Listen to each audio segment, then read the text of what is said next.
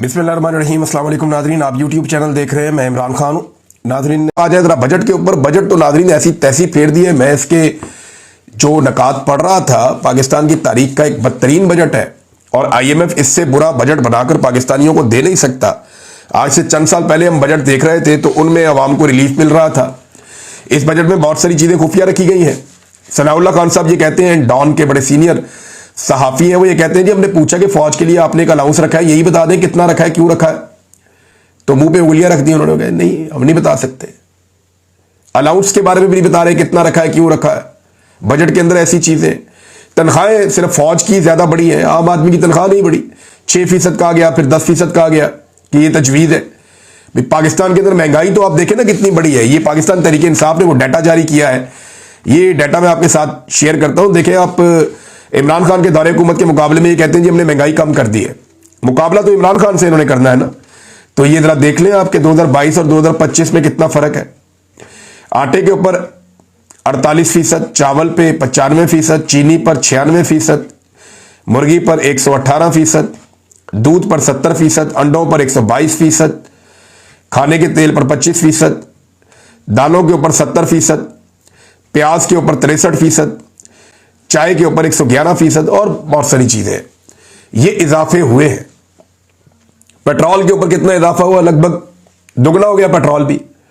Dollar कितना बढ़ गया वो भी आपके सामने, कहां से कहां इन्होंने पहुंचा दिया। तो ये सारा कारनामा इस हुकूमत ने, PDM सरकार की तबाही है, ये इन्होंने किया पाकिस्तान के साथ। थोड़े दिन पहले आर्मी चीफ कह रहे थे कि ये ब्रेन ड्रेन नहीं है, ये ब्रेन गेन है। ये जो लोग पाकिस्तान से बाहर जा रहे हैं वो इस पर खुश हो रहे थे। और अब जो आपका सर्वे आया है बजट से पहले, उसमें बताया जा रहा है कि इसको रोकने के लिए इकदाम करने पड़ेंगे।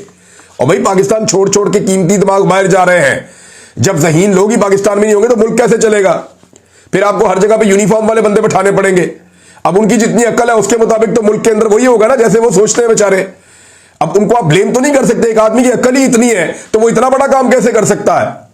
वो जो अक्लमंद लोग हैं वो मुल्क छोड़ छोड़ के जा रहे हैं कि यार हमारे मुल्क पे तो कब्जा हो गया। जाली मैंडेट वाली हुकूमत लाके बिठा दी गई है, लोगों को कॉन्फिडेंस ही नहीं है। तो ये ब्रेन गेन जो कहा था ना आर्मी चीफ ने, वो खुद ही सरकारी सर्वे ने कह दिया नहीं जी नहीं, ये ब्रेन ड्रेन है, इसको रोकना है। इसको ना रोका पाकिस्तान और तबाही की तरफ जाएगा। और बहुत बड़ी तादाद में लोग पाकिस्तान छोड़कर बाहर मुल्कों में जा रहे हैं अपना सरमाया और पैसा लेकर। किसान जो एक वाहिद शोबा था जो कहीं ना कहीं सर्वाइव करता था, उसका क्या हाल इन्होंने कर दिया ये देखें आप।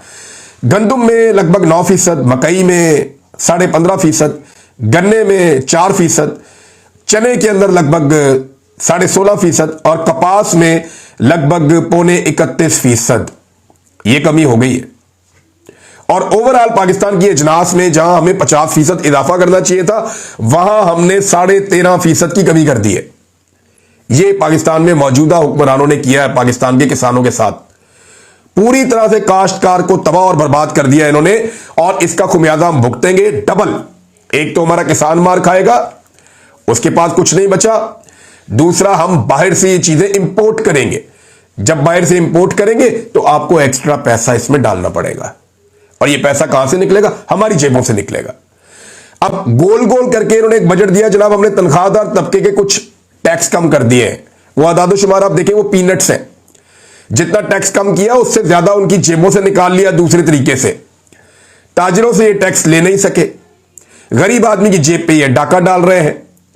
यानी ताजिरों का टैक्स अगर आप देखें तो तनख्वाहदार तबके के मुकाबले में बहुत ही थोड़ा सा है, लेकिन अगर आप उनका मुनाफा देखें तो तनख्वाहदार तबके के मुकाबले में वो ज्यादा खुशहाल है।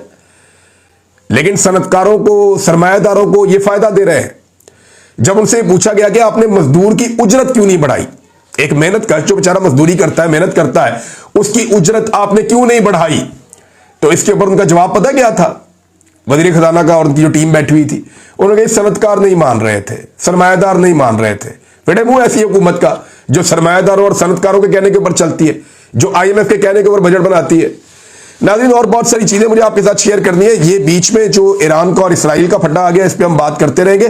पाकिस्तान के अंदर बड़ी अहम चीजें मेरे पास मौजूद हैं, बड़ी अहम खबरें मेरे पास मौजूद हैं और मेरे साथ बहुत अहम लोगों ने वो शेयर की हैं। मैं आपके सामने वो तमाम चीजें रखूंगा।